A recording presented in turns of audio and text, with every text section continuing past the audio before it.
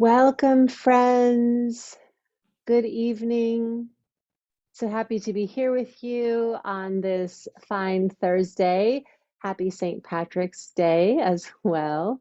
Um, and welcome to this ongoing Amplify series. We're happy to have you all here. We are definitely expecting a few more folks to join us. And while we're just welcoming people into the space, please go ahead and say hello in the chat. Maybe drop a word in there, how you're feeling today, or let us know where you're joining from.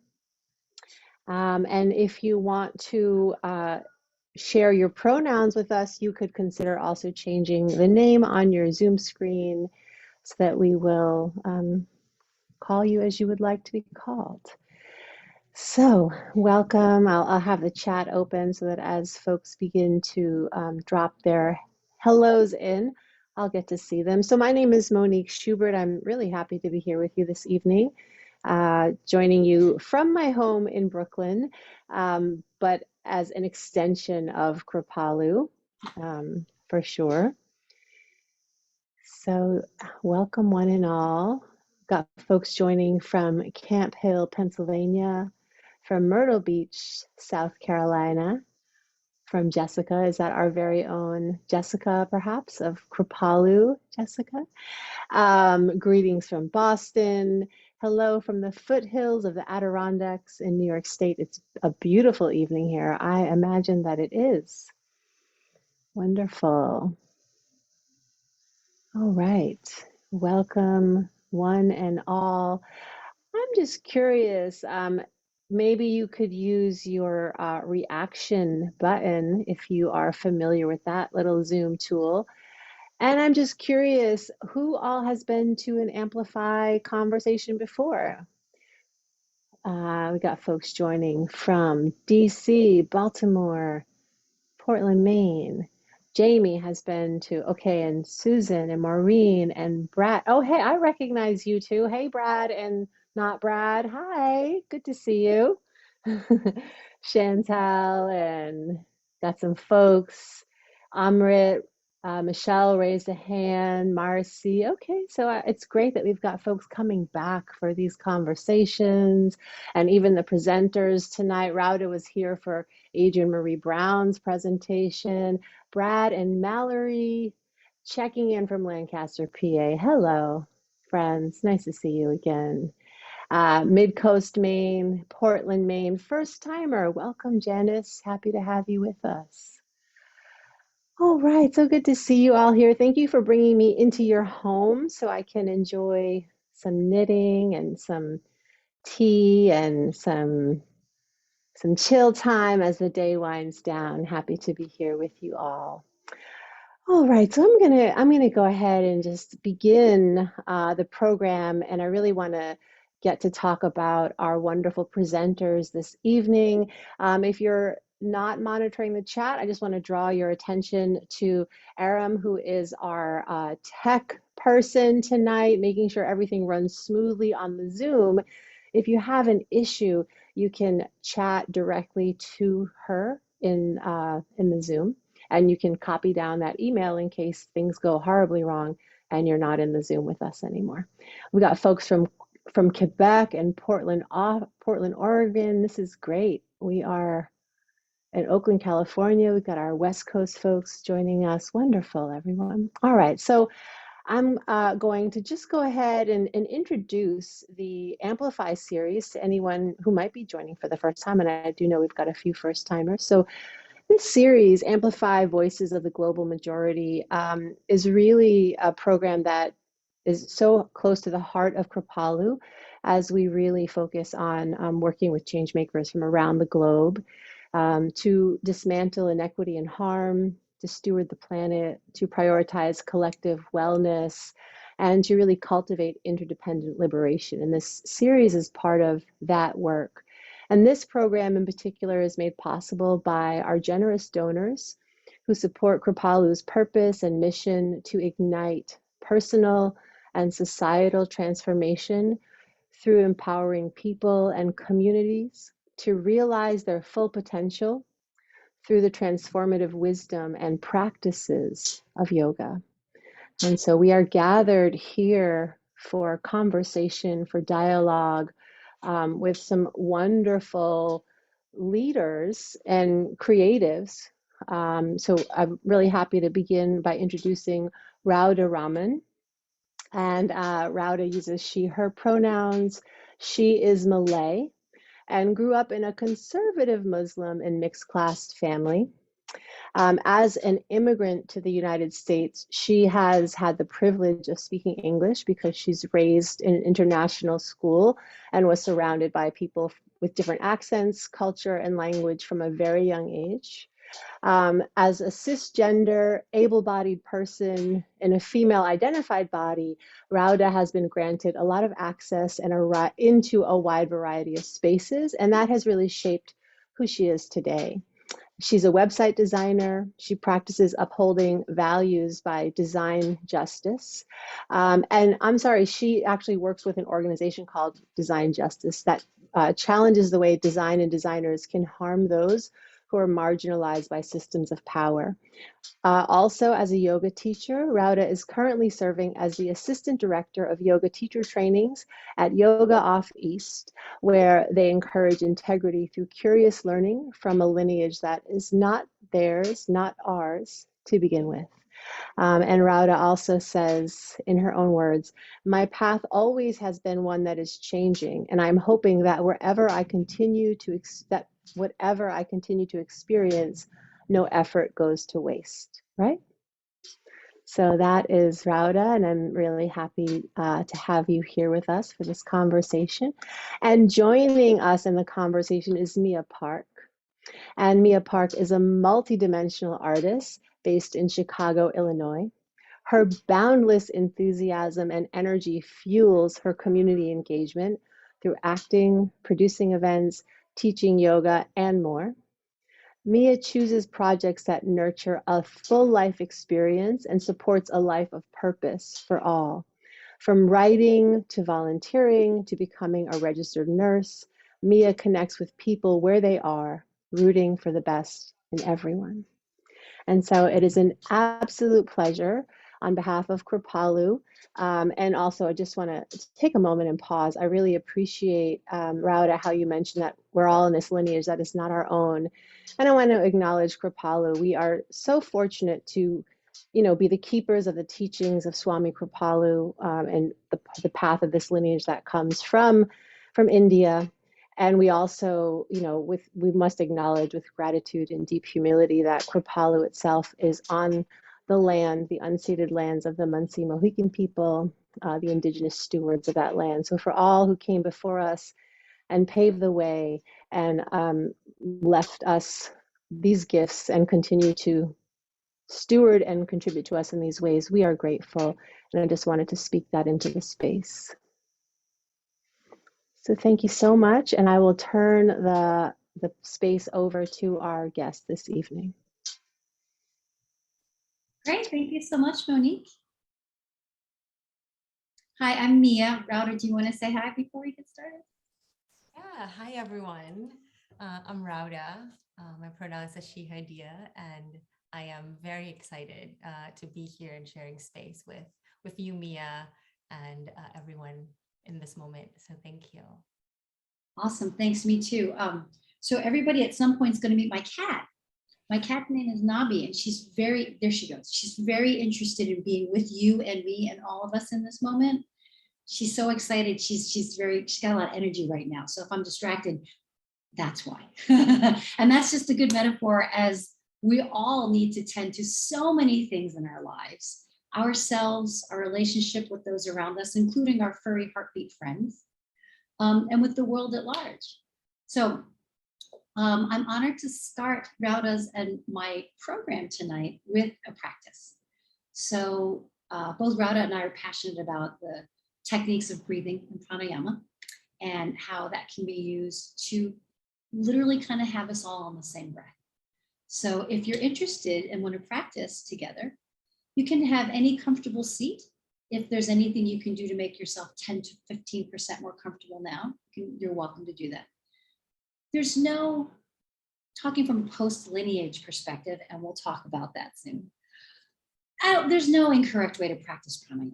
You just be in the space and in the position that feels most comfortable for you. It's typically practice sitting up with the tall spine, but honor your body and where you are. Great. So eyes can be closed, open, softly focused, again, following what feels best for you. So we've got 5 external senses that we're most commonly aware of: taste, touch, smell, sight, hearing, feeling.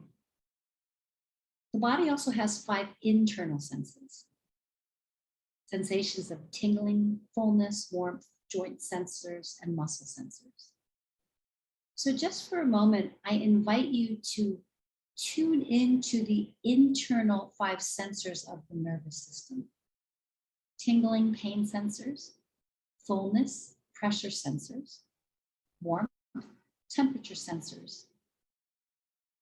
And you may, on a subtle level, be aware of your muscle and joint sensors as well. So this is just a practice to draw our senses and our awareness internally, and continuing to draw our awareness inside. Please bring your awareness now to the breath. As your breath moves in and out of the nostrils, if that's not comfortable for you to breathe, of course, you're welcome to breathe through your mouth.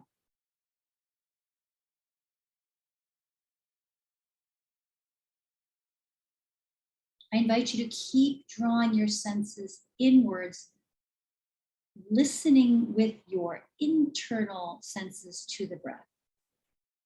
The pressure of the breath through the nostrils, the volume, the amount of breath, the temperature of the breath, the length of the breath, sound of the breath.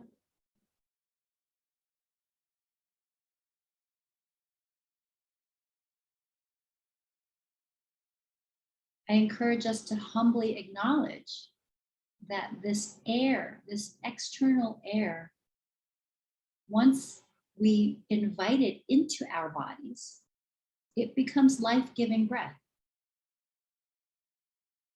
And without this life-giving breath, we're no longer in the bodies as we are now.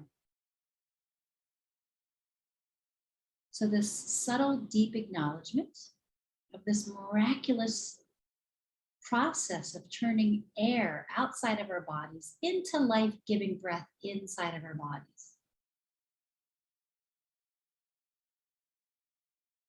If you are familiar with yogic Ujjayi breathing, you're welcome to begin a quiet, soft Ujjayi breath.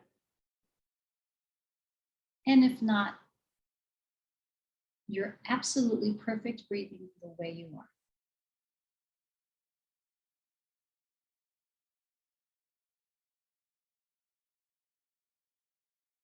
And now, I invite us to count the length of our breath.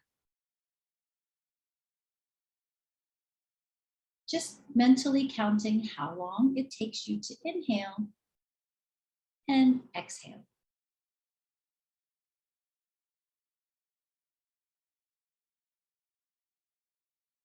Just the elegant, simple observation of the length of your breath.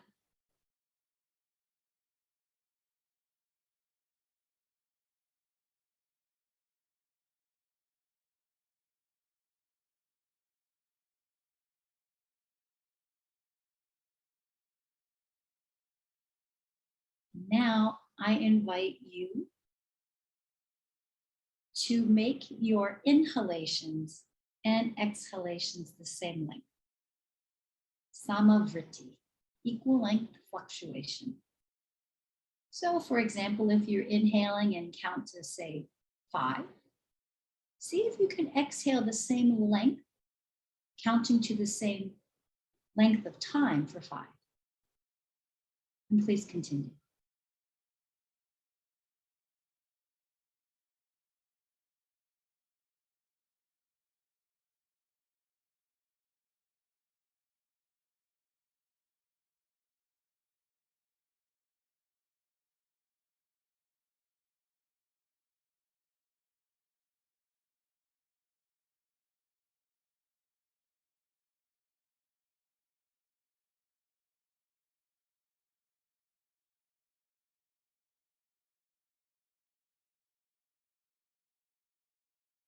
Now, please notice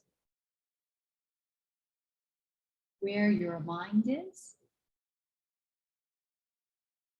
where your nervous system is, how you're experiencing being in the brain and in the body in this moment.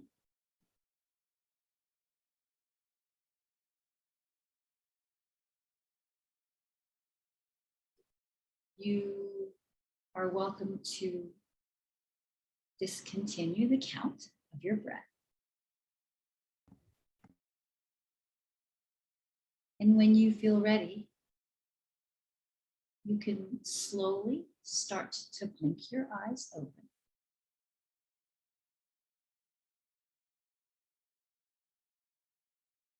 Being aware of how just 5.5 minutes of drawing the senses inward and noticing your breath can shift in each of us.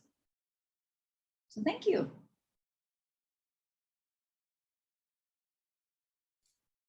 Thank you, Mia. And staying with the senses, we'll be moving through a practice that will reorient ourselves back into the body and in the present moment. And this practice is taught to me through Christopher Hirsch and also Resma Menicum. And we will do it with our eyes open if that feels comfortable for you. I also want to invite you to take this practice in a place that's comfortable. So whether that means you're sitting upright, standing up, laying down, find a place to be. And we'll be moving our head. So if turning our heads is something that is not of access to you in this moment, you can also simply close your eyes and imagine the sensory of moving your head to the right, to the left, up and down as it's cued. Okay. So find a comfortable place to be.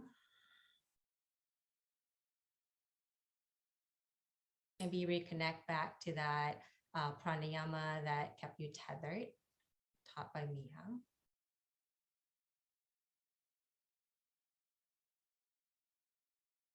Begin by turning your head over to the right, or simply feeling your head moving over, turning over to the right.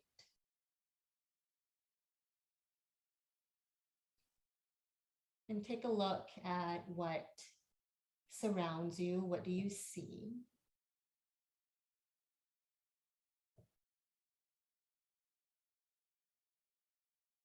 What colors, perhaps, of the item that you're seeing? I myself see a green plant. If you happen to look out of the window, then there's a window nearby, then take a look at what's outside of your window.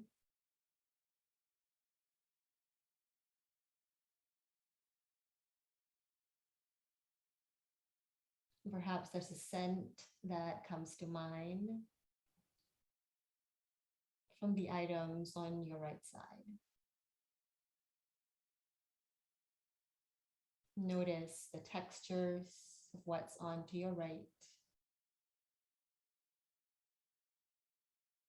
Perhaps even take a gaze down onto the right side.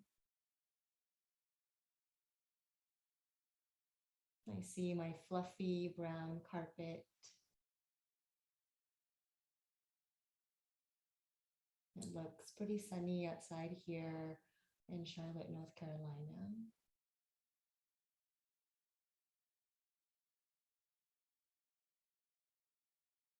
Now return your head and swivel it back towards the center, gently.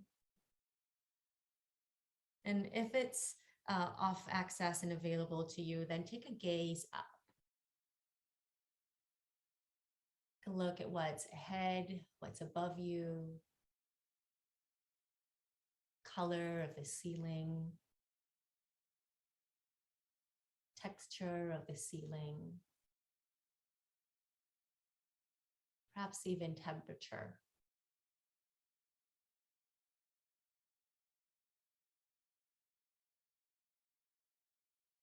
And to return your head back towards the center for a moment.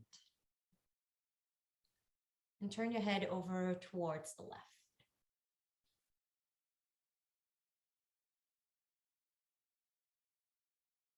And take inventory of what is to your left. Perhaps an item. I see a door. If you happen to have fluffy nuggets around, notice how they are.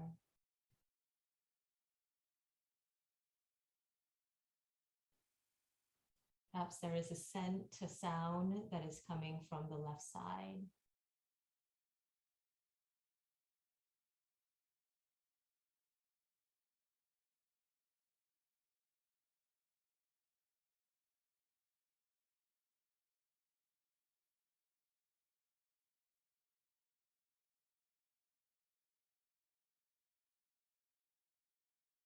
Begin to return your head back towards the center.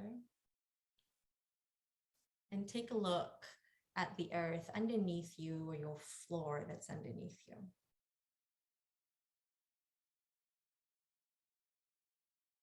What do you see closest to you?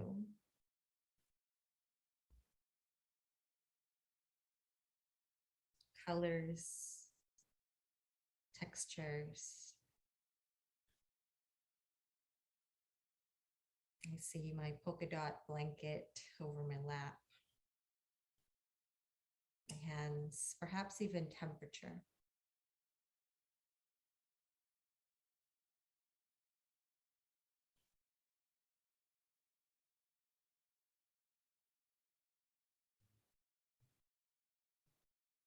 And begin to take a moment to lift your head gently back up towards the center. If your eyes happen to gaze across the screen in the Zoom boxes, take a moment. Take a look at the faces, the names, what surrounds them.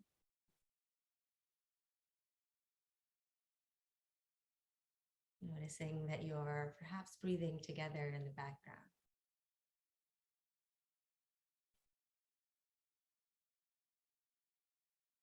If at any time this practice calls for you, feel free to find it when you need it.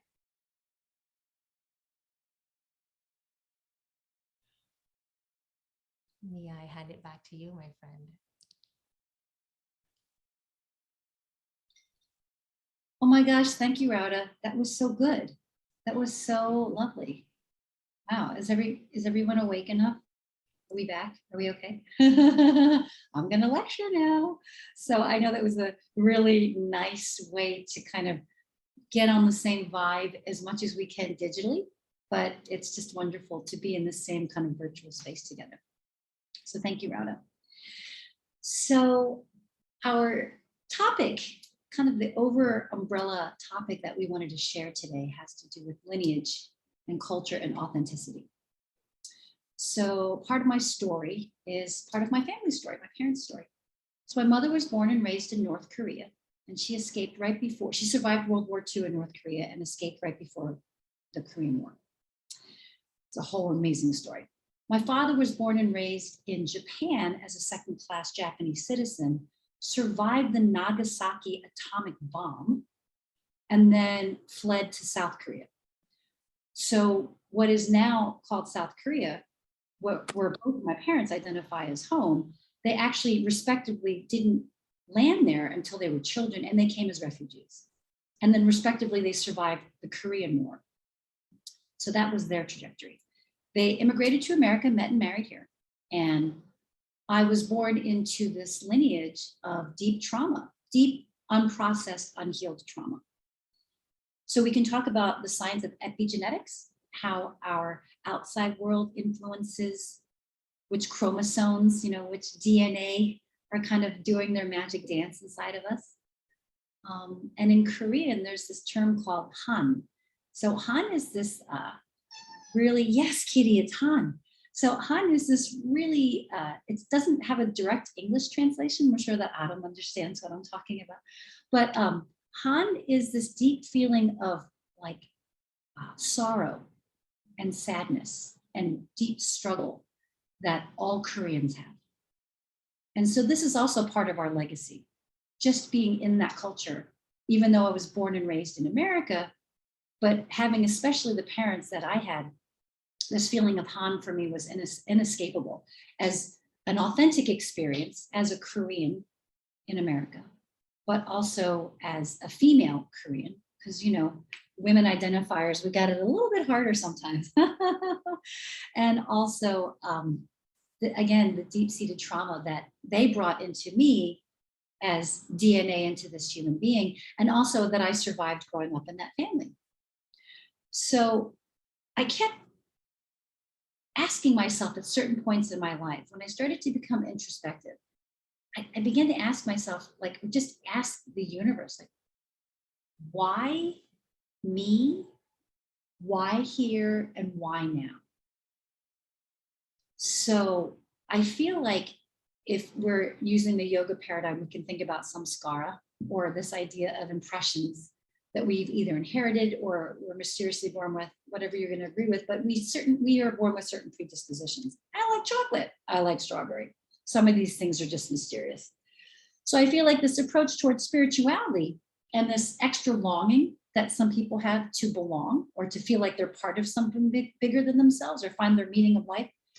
I was definitely a person who, loves chocolate, not so big on strawberry, but also very much a person who sought out spirituality from as long as I can remember. So I grew up in a Korean Presbyterian church. My uncle was the pastor, and we grew up with these symbols of white men in robes and beards and clouds being the absolute authority. I mean, beyond being, you know, the cops on the streets that I saw or the teachers in the schools, but I mean, your spiritual highest peak was a white dude, unobtainable in a cloud with the beard. And that's who I was supposed to access my internal development and my awareness and placement in this world through. You know, you buy into it as a kid because you don't know any better, but I started rebelling against that even when I was early because I knew that something was wrong with that. So I feel like along those ways, I was asking again, why me? Why him? Why am I supposed to believe in that guy? You know, and again, growing up in this traumatized household, the older you get, the more consciousness you get. And that question kept asking, like, well, why me? Why isn't this happening to my brother or my sister? Why is this just me? You know, am I crazy? Am I being gaslit through this childhood, through this experience of life in general? So then when I, you know, became an adult and started practicing yoga, very strong asana practice. Oh, it's nice to be in the body. And then that kind of spiritual side of it creeps in and you're like, oh, I think I'm starting to understand the practice, I think I'm beginning to understand the promise of this practice. Okay, I'm getting it. So it starts to put all of my personal lineage stuff into context. Like, well, okay, well, maybe this and this happened because these are all lessons that I have to learn. You know, healing is repeating. So I keep having these same opportunities and these same life struggles coming up, and like, maybe that white guy in the cloud, maybe that God, maybe this is like my way of understanding what that all means is through yoga. Okay, let's do it. So as I started my yoga journey and got longer on into it, I just got so into lineages. I'm initiated in a Sri Vidya Tantric lineage. And I'm very thankful for that practice and for that education. But I was initiated through that, through who essentially was the unobtainable white dude in a cloud that is the polar complete opposite of my experience in this body right now. So I thought that to answer the why me question, if I became really important to this person and this lineage and this yoga school that he had, if I became, you know, did the work of 15 people for very little pay and became, you know, so needed in this system, that the why me question would be answered. So I burned out of that real quick. That's in the rearview mirror. Thankful for the experience. And I observed who I was and how I behaved and the choices I made in there. Because I think part of me was either trying to be that person or was trying to dismantle that person. Still trying to figure that out. But the point is, it was part of my why me journey. And then I became attached with another yoga teacher, another white American dude. And the same kind of thing happened. I became inexpensible, like right-hand person for very little pay, and just to be clear, there was no sexual relationship, or that vibe was not in any of these relationships I'm talking about. It was more about power and energy. And I willingly put so much of my personal time and energy in these relationships with these teachers. And yeah, of course they took advantage of that. Because again, with the second yoga teacher, I kept thinking like, well, maybe the why me question's actually here. And why did I think that? Oh, because of this lineage, because of the lineage this guy has, or, oh, I really enjoyed this technique. I'm feeling something. I'm doing some interesting pranayama. I'm doing some interesting techniques, and I'm feeling these things I never felt before. This must be a better path, a path deeper to myself. And maybe the answer for why me is somewhere in there. So I continued on that journey for a while too. And then I kind of began to realize, oh, and that relationship burned into the ground too. These are all in the rearview mirror. And I'm like, wow, I did it again. I lined up with another yoga teacher with even deeper and richer and interesting techniques and the exoticism and the, like helping to run the program, the whole thing. I learned a lot, and I honor my relationship with those respective teachers because it helped me learn and be who I am today, for sure. But again, oh my gosh, I got into this kind of like spiritual relationship with this teacher who culturally we have nothing in common. Life pattern wise, absolutely nothing in common. But again, searching for the answer of like, well, why me? Well, because I can do this. And look, I'm, so important to this school and these people. So my practice these days has evolved to this Taoist Tai Chi practice. And my teacher, who actually calls it more of a universal system. So his teachers he had a spiritual teacher in India. He had a Sufi spiritual teacher, and he had a Taoist Tai Chi teacher from China for many, many decades. They have all passed. And yes, this teacher is another cisgender white man. So then I'm like, okay, here's the situation. Is it here I go again? Am I really trying to answer this why me question again with yet another lineage? By the way, side note, and I geek out on like, comparative spiritualities and all that. There are a lot of common threads in these practices that I'm doing in all three lineages, and Tantra is the reason for that, but we can talk about that next time. So I'm in this lineage here now, and there's no indoctrination. There's no mantra. There's no like, you are now officially a child of the sun. This is kind of a post-lineage system that I'm in now. We call it a system more than a lineage. So that clued me into something, thinking that maybe staying in one lane of one lineage isn't really helpful anymore because the world is changing and because I'm changing. And my questions are changing. And with that, with the idea of questions changing, I began to realize when I got to this question of why me, I started to ask myself, why not me? Why not me? Why not right here? And why not right now? Why not be the survivor of a lot of abuse in a household filled with traumatic people and traumatic instances? Why not me be the one who's really outspoken and really even pushed against those teachers that I had with questions and just me trying to find answers in myself and kind of like exploding out with questions for everybody else. Why not me? Why not be the fullest me that I am, who I can be? And this to me is post-lineage. It means to embrace who you are and where you are and ask yourself, why not you? And I still have really dark times like the rest of us. I embrace a full life. This is another pet peeve of mine with the yoga paradigm, especially in the first yoga system I really got into, this embracing of joy. I do think that the imposition of joy on human beings is potentially damaging.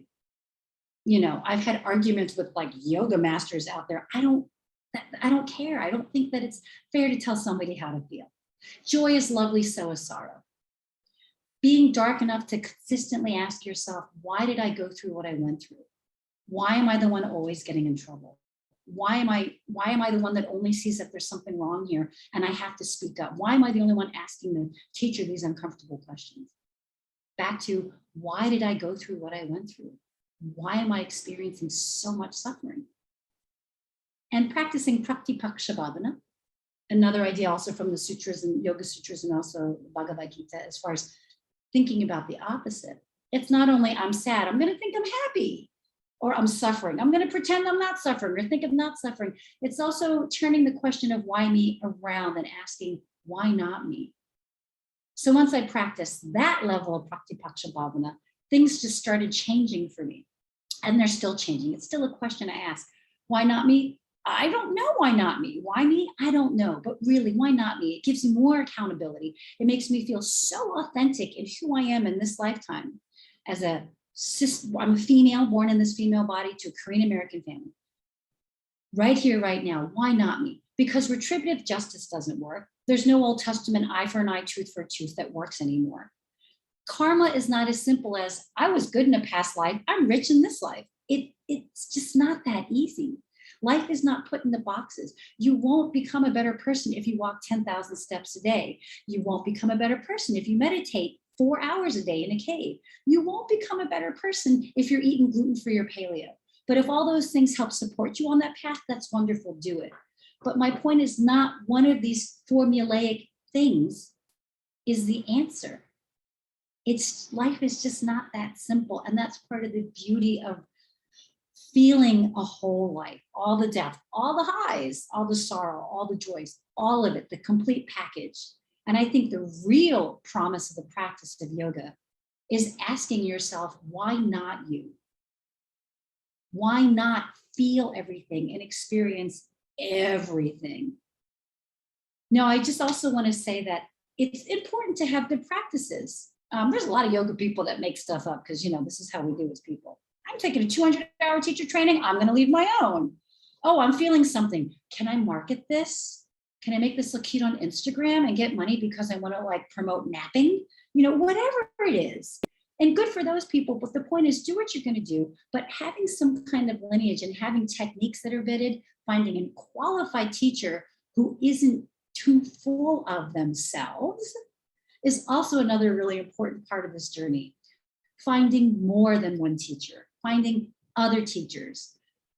That's also an important part of the journey. So I just want to wrap up by saying thank you for listening to my story. And I hope that with my personal sharing of my vulnerable and personal trajectory, that I can help inspire to authentically ask ourselves, why not you, right? Why not me? And to think about things outside of a lineage box or lane, to be open, embrace the great teachings, be open to new ones. Find a qualified teacher. That may not be your only teacher, it's all of it. So why me, why not me? I hope that helps. Thanks. And over to Raudhah. Thank you, Mia. I see Aram with a clapping emoji on the back end there. Thank you so much. Let's add exuberant to your bio. Is that there already?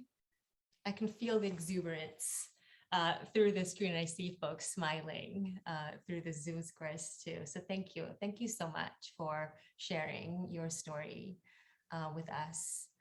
And thank you everyone for being here. I'm Raudhah. I'll just reintroduce myself again. My pronouns are she, her, dia. And if you're unfamiliar with dia, it's because dia is a gender neutral pronoun in my home language. And home being Malaysia. My home language is Bahasa Melayu, which is translated in English as the Malay language. If you've been to Malaysia, I would love to know, because then I might just try to find you beyond the Zoom. And I was born in Singapore, but I was raised in Malaysia. And I share that. And the reason that was the case is because my mom was a second-class Malay citizen in Singapore.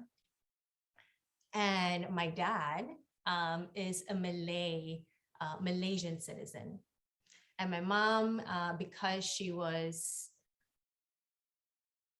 grew up thinking she was a second-class Malay citizen, she grew up internalizing this role of a cisgender woman, which is for her, in her eyes, it was to be married and to have babies and all of that, right? And now we know that not only women can have children. And my dad, on the other hand, grew up in Malaysia from a family of rubber tappers. And they got together through an arranged marriage. And through the arranged marriage, we then, because my dad was the primary breadwinner, brought us to Malaysia. So born in Singapore and then brought over to Malaysia. And it was just a short drive. I like to explain it as like from like San Diego to Mexico, kind of like that kind of distance, probably even closer. So I was born and raised in Malaysia, and it was really interesting because as a Malay living in Malaysia, I never asked, right, what it meant to be Malay. Not once did that cross.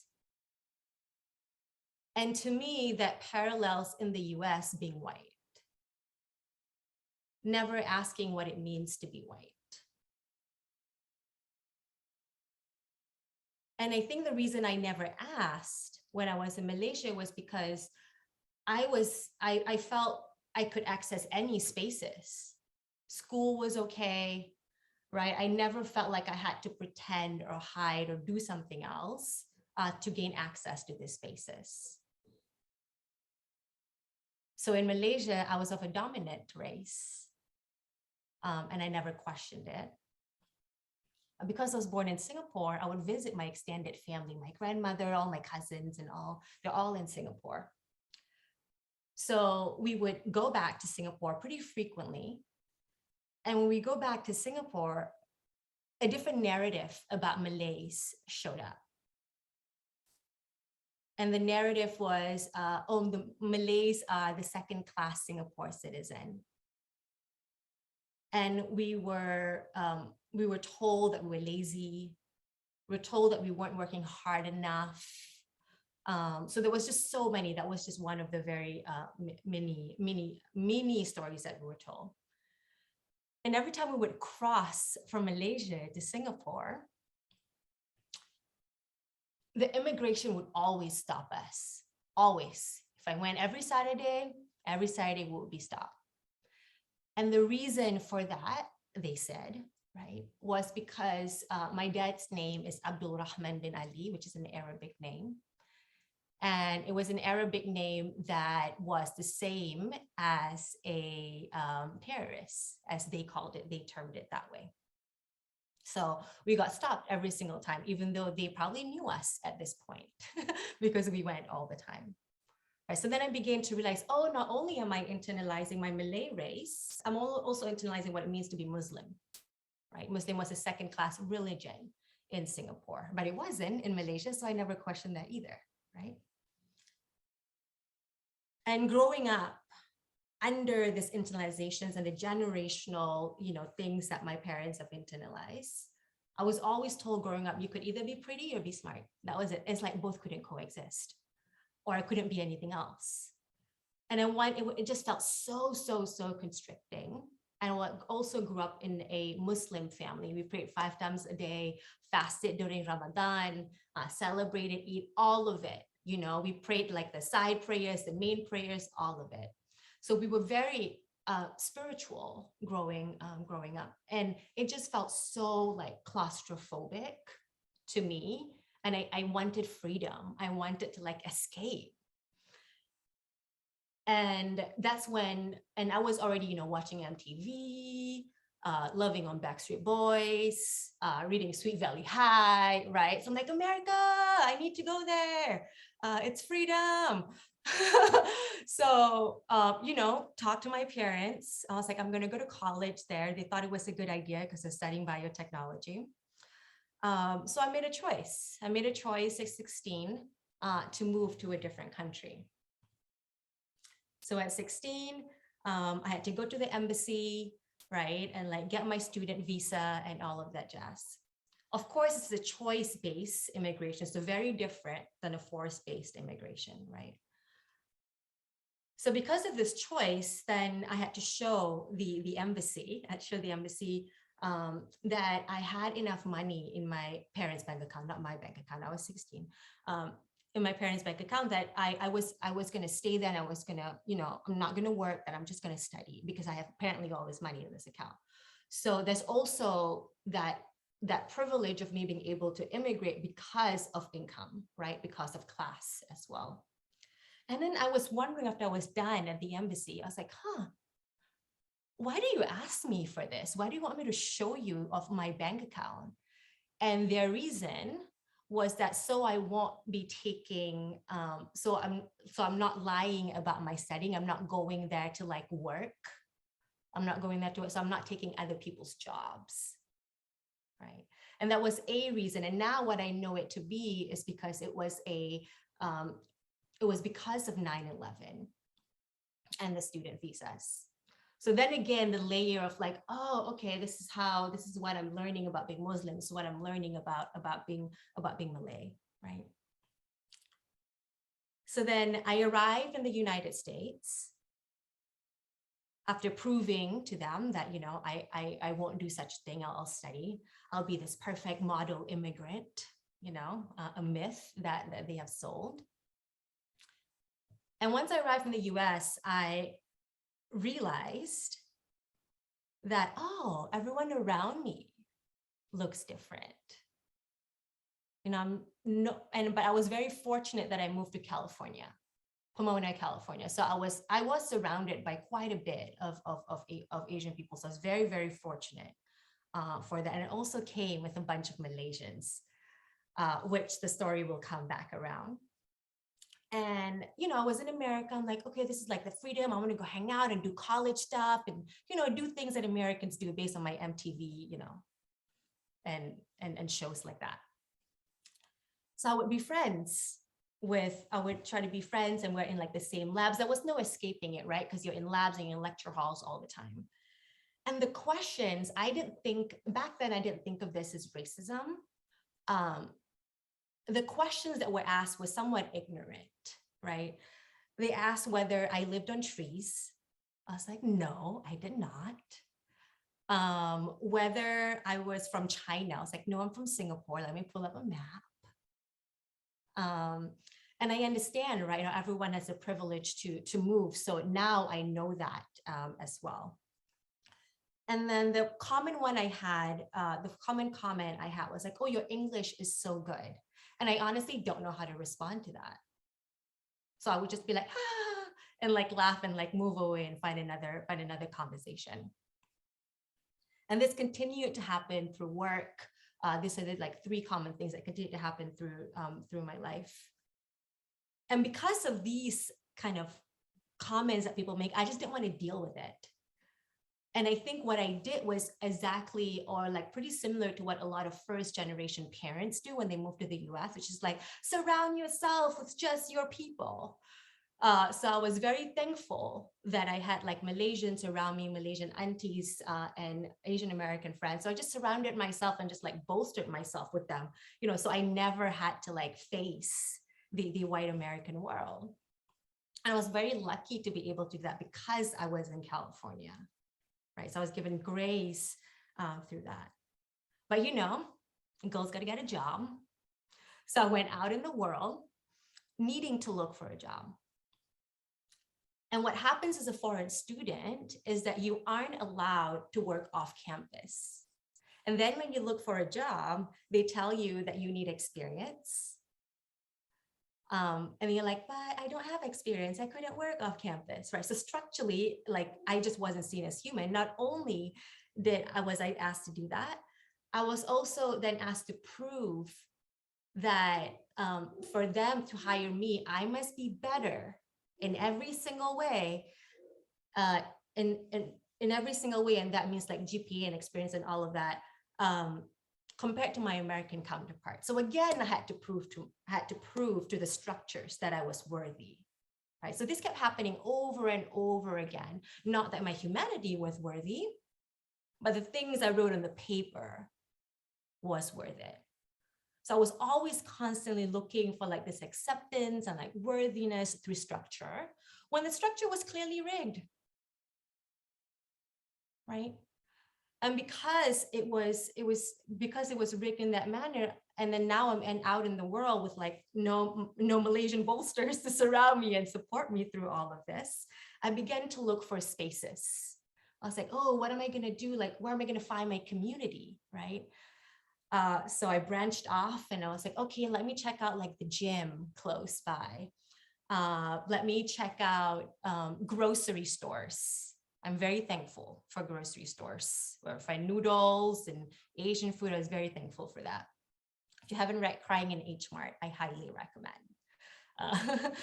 that book. And eventually, I was like, yoga never crossed my mind, and it popped up in my little search.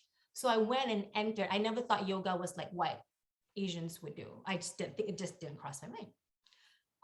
So I walked to a yoga studio, and lo and behold, the person that says hi to me saw my name because I registered in events and was like, oh, apa khabar? And just spoke to me in my language. I was like, what? This is cool. So that was my first introduction to feeling community in a yoga space. And when I entered into the yoga space, that's when I began, I guess, my yoga spiritual journey. And that brought me through a whole lot of trajectory of, cis white men teachers and all of that. But it really wasn't until I met Michelle Johnson and Keisha Battles, here teacher in Charlotte, that I began to trust like my own way of spirituality, that I was kind of given permission to be like, oh, I could still pray 5 times a day. And I could still, pull out tarot cards and have certain practices from my lineage and practices from all these different yoga teachers that I've taught with. Yeah. Thank you for being here, Owen. It wasn't until then that I began to like trust my own choices in my spiritual, not because someone told me to that I should do, but because this felt good in my body and this lands in my body. And not only does it need to feel good in my body, but it's also reflective. So for me, my spiritual practices are very reflective. They allow me to reflect on my privilege, my points of privilege, my points of oppression, allow me to reflect on what it means to center my body and my orient myself to this moment and in the present moment. So I'm in such awe and thankful for the teachings that have been shared with me. And one of the things that I want to share with all of you today, and Mia and I would like to share with all of you today, is a poem that I learned through Skill in Action through Michelle, but was written by George Ella Leon. And I will also share a card that I pulled before we got together. So we'll do both. And I'll read the poem. George Ella Leon wrote the poem from her life. And this poem reflects my life.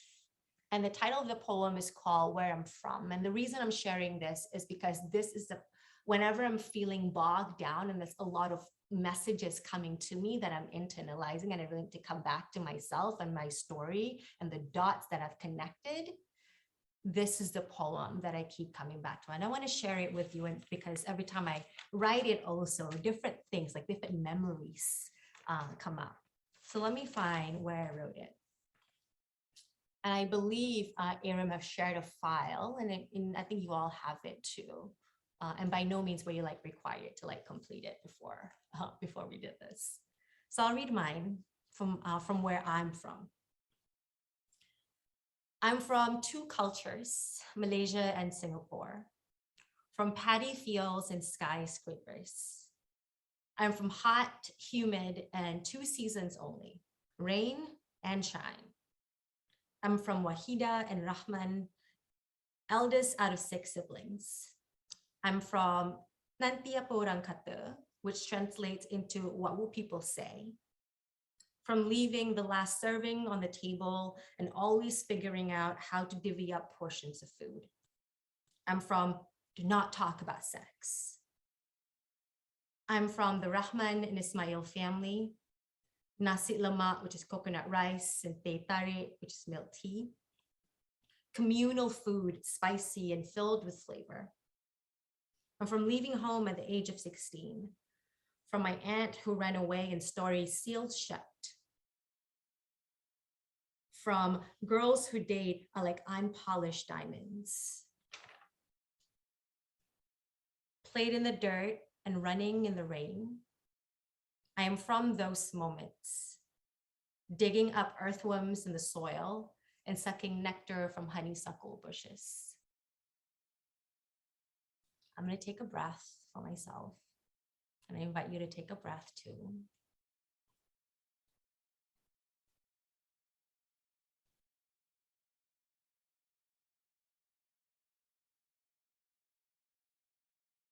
And the poem is shared in the file. You're welcome to, thank you, Jamie.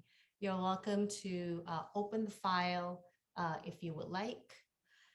And in the file, what I'll do right now is I would invite you, when I pull up the poem and the prompts, there are prompts where you can kind of like fill in the blanks to help you fill in the blanks of the poem to start.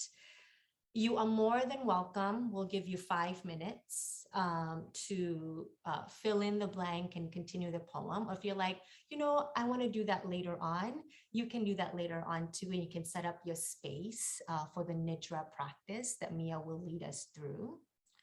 And if you wanted another choice, I love choices.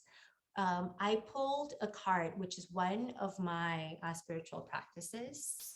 And this card is by The Transverse Death by Michelle. And we pulled healing. The seashells on it. So there you go. And there's actually a prompt here that we could share as well. Where in your life are you blocking your own healing? Question mark. If you like another choice, you can sit with the mantra, I am whole and unbroken. I am healing. So you have options. I'm going to open up and share the screen for the prompts, and I'll also copy and paste. Let me do that first. Thank you, Michelle. In the chat, I'll be dropping the whole poem with the prompts, just in case that is easier for you to access. So it's rather long. And Aram is going to help us play some music while we complete the prompt, a journal with the prompt that was given from the card. And I'll actually write that down too. And when the music ends, the next voice you hear will be Mia. And before we actually go off into music, Mia would like to tell us how to set up if you are choosing to do so.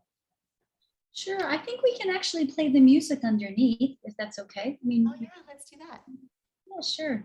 Thanks, Adam. If you choose just to prepare for the practice of Yoga Nidra, there's many ways to do it. There's really no wrong way to practice Yoga Nidra. You can practice lying down. You can practice sitting up. You can practice standing. You can practice walking. It's typically practice lying down because the brain and the body are intended to sleep. If you'd like to sit up, it's a good idea to sit up against a wall to support your body frame so that you can experience the practice deeper. If you'd like to practice lying down, having something warm to cover yourself up with is a good idea. The body temperature will most likely drop the more relaxed you get. Having something light underneath your head, like a thin pillow, or maybe a folded up towel can be helpful. Maybe something underneath the back of the knees can also be helpful. If you'd like to practice on your side lying down, you can use your bottom arm as a pillow or something under your head. So there's many options. So if you would choose to prepare for the practice of Yoga Nidra, you're welcome to. If you have any questions about that, feel free to put it in the chat or enjoy your journaling.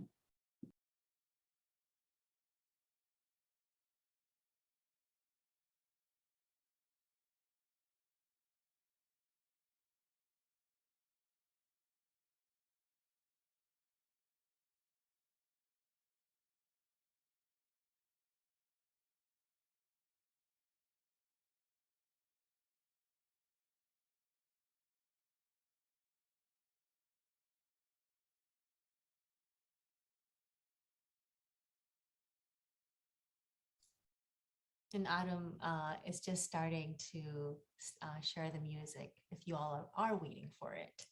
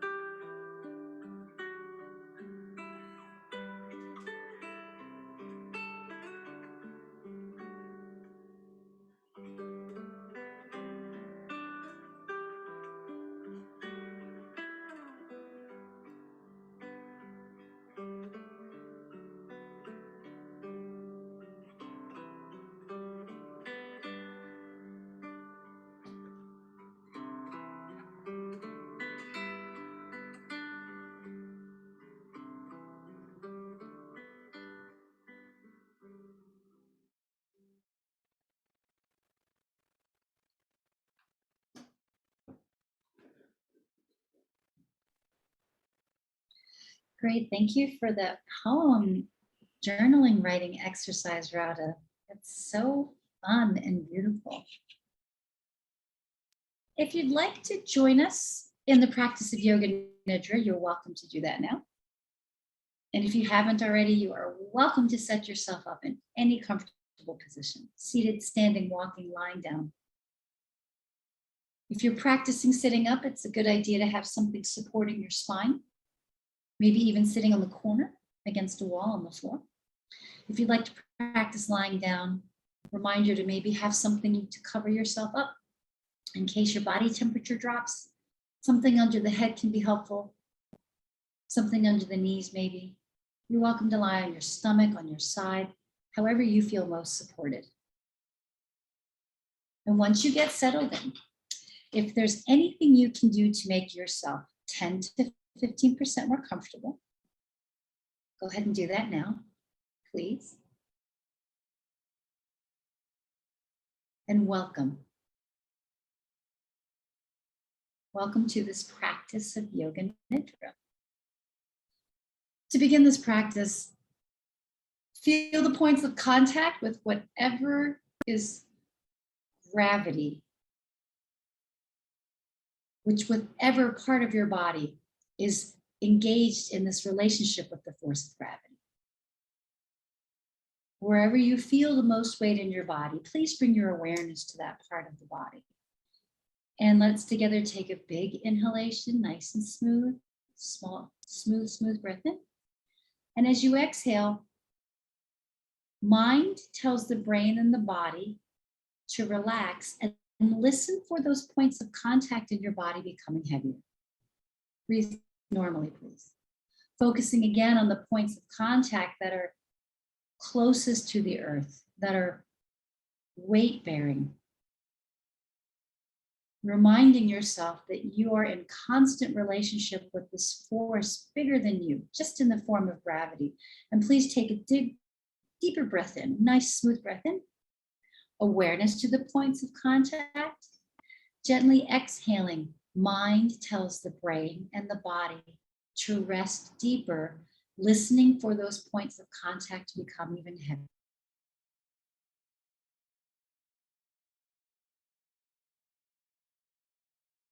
And last time, please take a nice smooth breath in, mind to the top of the head, filling the body with breath.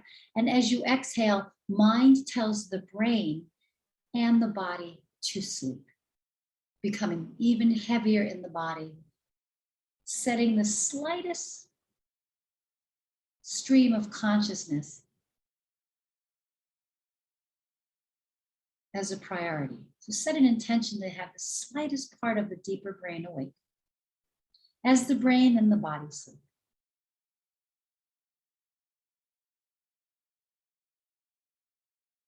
I'm going to name a different body part. And as I do, bring a deep sense of relaxation to this body part, feeling like tingling, fullness, and warmth. Or maybe like a warm, viscous liquid is covering that part of your body and even being released from the inside. And let's start with the space between the eyebrows. Deeply and effortlessly relax the space between the eyebrows. Center of the throat relaxes. Center of the chest.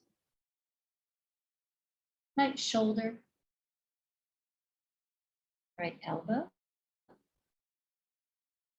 Right wrist. Palm of the right hand. Right thumb. Index finger. Middle finger. Ring finger. And pinky. Relaxing the palm of the right hand. Right wrist. Right elbow. The right part of your rib cage. The right part of your belly. and back. Relax the right buttock, the right hip, right part of the groin. Right knee deeply relaxes. Right ankle. Sole of the right foot. Tip of the right big toe. Second toe. Third toe. Fourth toe. And fifth toe. Let's relax the sole of the right foot. The right knee. The right hip. Middle of the pelvic floor relaxes. The space behind the navel relaxes. The center of the chest. Relaxing the left chest, the left shoulder, left elbow, left wrist, palm of the left hand, the left thumb, index finger, relaxing the left middle finger, and tip of the left ring finger and pinky. Palm of the left hand, left wrist, left elbow, the left side of your ribs, the left part of your back, and belly. Relaxing the left buttock, the hip, and the left part of the waist. And relaxing the left groin. Left knee relaxes. Left ankle, sole of the left foot, left big toe, second toe, third toe, fourth toe, and relaxing the fifth toe. Relaxing the sole of the left foot, the left ankle and knee. Relaxing the left part of your hip, the center of the pelvic floor. Relaxing behind the navel, deep sense of tingling, fullness, and warmth. Also now the center of the chest. The center of the throat deeply relaxes. And the space between the eyebrows. Deeply and effortlessly relaxing that space between the eyebrows. Relax the entire left side of the body.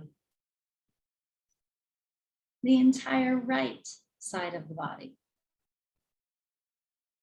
Relaxing from the waist down to the toes.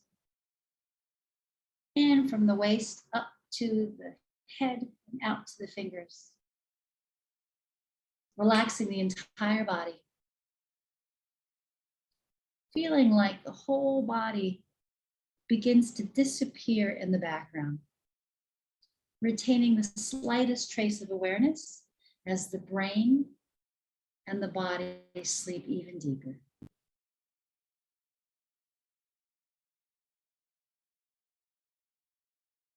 feeling the whole body become even lighter. Feeling like you're able to now travel inside the cave of your heart. Feeling now that you're entering this cave of the heart, safe, nurturing place. You're not quite sure what you're looking for. You're not quite sure what you're feeling. This liminal state of being. And as you enter this cave of the heart, you're entering a white, warm, nurturing mist. And as you follow this mist inwards, you see an enlightened being.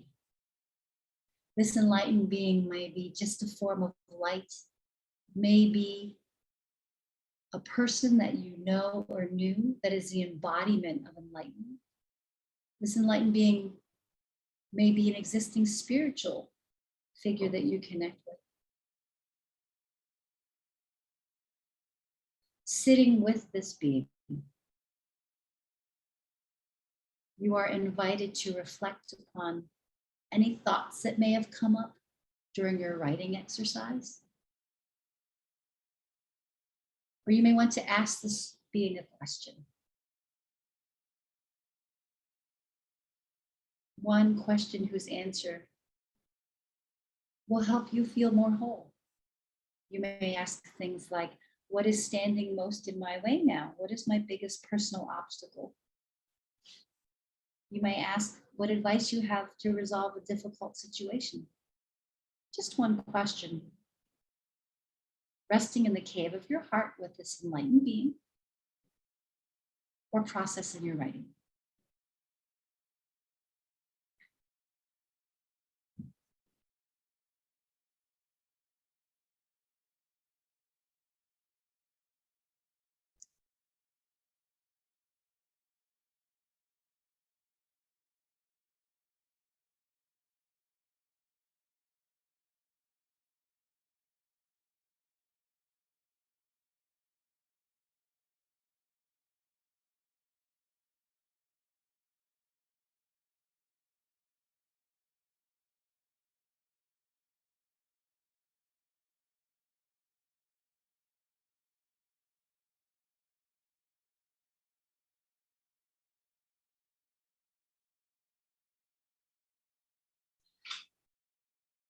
Know that support will come. It might not be today or tomorrow, but know that support will come.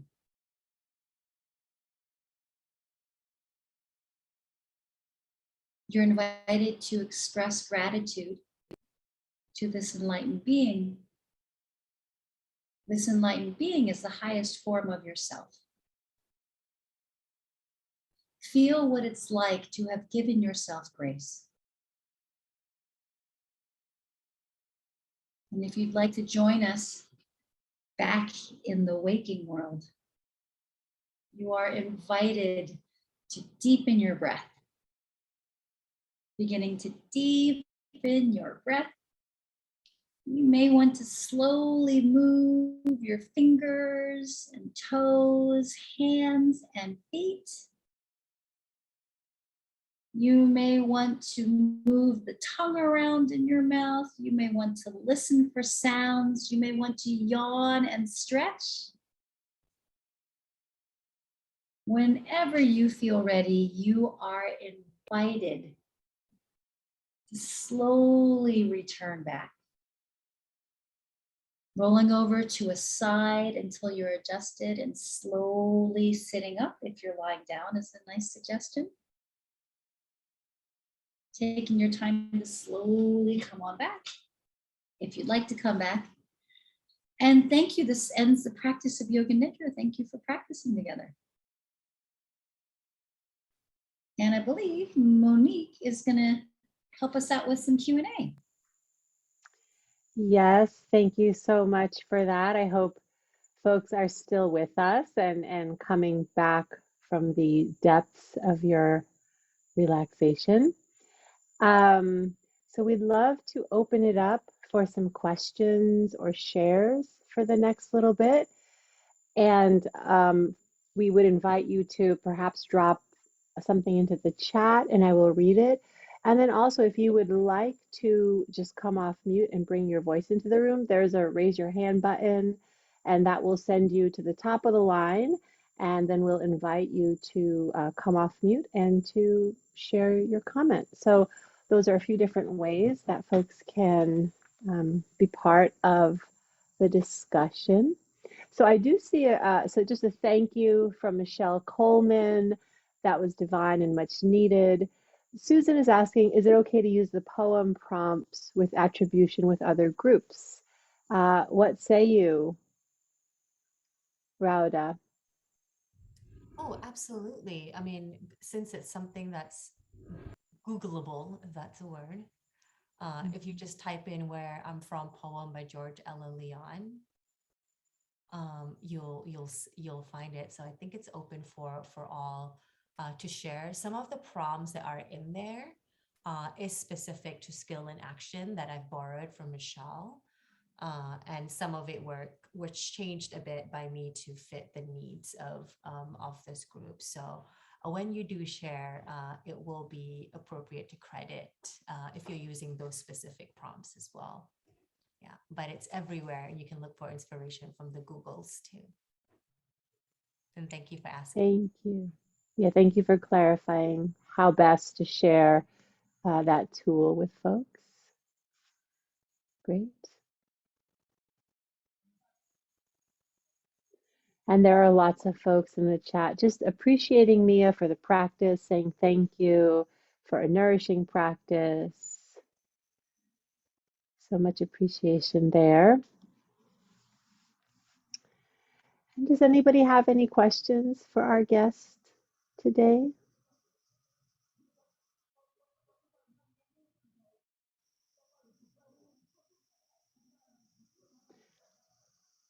Sometimes from Yoga Nidra, it's like the words just don't want to come. Carol is saying, I'm touched to hear where both of you are from, and was unexpectedly touched to explore my own past through the poem. Thank you. Jessica has a question to do with the post-lineage. What kinds of questions can we hold as we navigate post-lineage spaces while honoring the teaching? So you both spoke about this, but I wonder if you could each share some parting thoughts. It's a very rich question. Awesome question, Miss Jessica. Raudhah, do you want to take that, or do you want me to go first, or take it? Me. Okay. Why me? Why not me? Okay, Jessica. So I'm looking at your question. What kinds of questions can we hold as we navigate post-lineage spaces with honoring the teachings? I think that that's a very personal question. And Jessica, you know the answer to every question is it depends, right? So it depends. And I think that the proof is in the practice, right? Like if we experience these teachings that perhaps academically or anecdotally are vetted because they're in a lineage or for wherever they're discovered. Like I love that poem. That may not have been a lineage, but I love that poem that we just did. So I think that people who practice sincerely enough will have an insight. You know, I think that we know if practices can advance us or not. I trust everybody's inner intelligence to know that. So I think that practicing something, whether it's in a lineage or not, is helpful if it benefits you. If it's in a lineage, it's nice to know that this practice has helped a lot of people. However, I think that keeping open-minded to practices no longer serving us is what's going to get us past what should or shouldn't be a lineage, or should I or should not do this teaching. It's really all relative. It's super personal. Like I used to journal all day, left hand, right hand. I used to journal all the time since I was little, like a preteen, and I used to carry my journals around. I had them on bookshelves because it was a sign of pride for me, because I journal every day. And then it became a burden. I was like, I don't want to journal every day anymore. It really is that practice that I was supposed to do. Like, who am I trying to prove like, what am I trying to prove? Because I'm journaling every day. So that practice, which is a time vetted one and highly recommended by, so many people, it just stopped serving me. So I don't journal every day anymore. And I'm okay with it. So I hope that helps. It depends, and it's a very personal decision.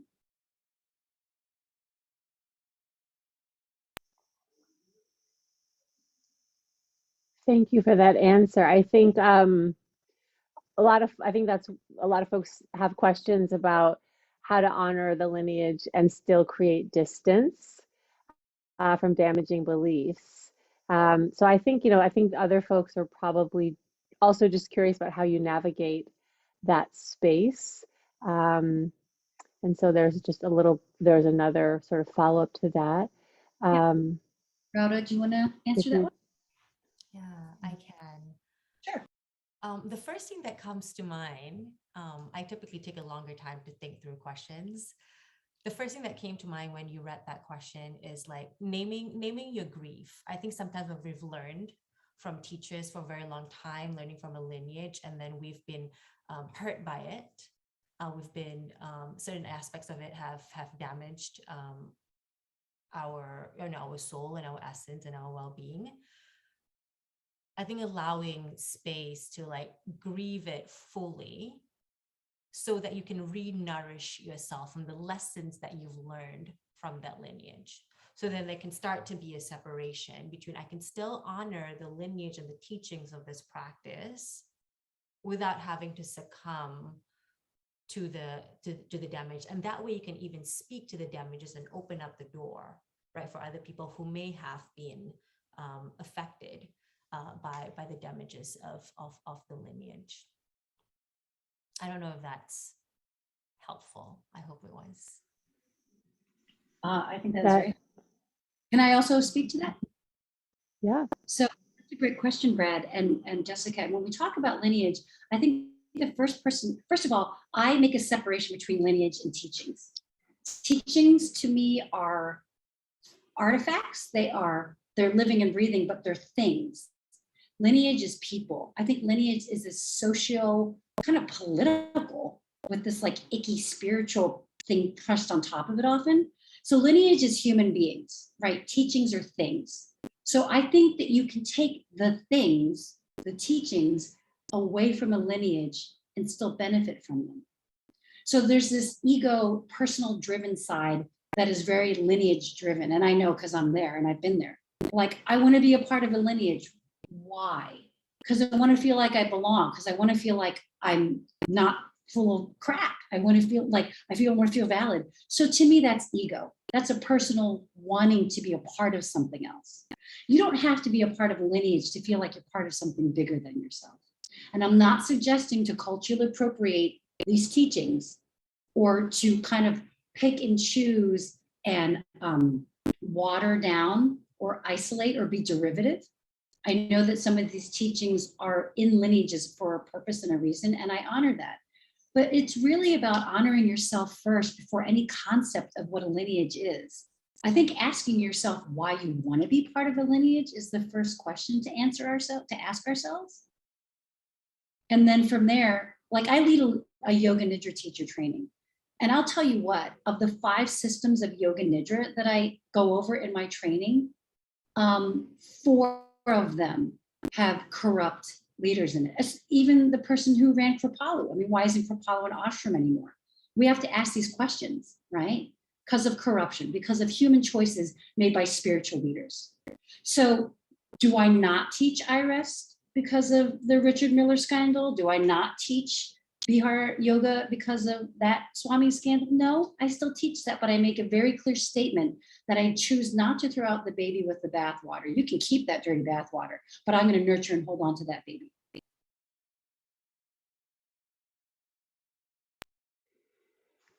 Thank you. Thank you, Mia. Yes, and of course, as a Kripalu person, as you were, I was thinking of how we kept the teachings and honor the lineage beyond the person who was incredibly harmful. And as you offered in your answer, it's so individual and so personal. But thank you so much for sharing and your vulnerability and speaking about these topics that are so much a part of the practice and maybe not always easy to bring into uh, this kind of dialogue. So it's been really wonderful to be with you both this evening. And thank you to everyone for joining us on the call. Our next Amplify conversation is going to be, I believe, at the end of this month. I'm looking at for the date now. And if you have not signed up for them, yes, March 24th. Oh, just next week. If you haven't signed up for them, we will drop the link in there and you can sign up for all the upcoming sessions. And Aram already beat me to it, in which case you will also get access to all of the previous sessions that were recorded when they happened live. So we hope to see you all again. Thank you so much for joining us this evening and have a wonderful night, everyone. You will get a link with access to the recordings in within a day or two. So check your email for that. Thanks, everyone. Take good care.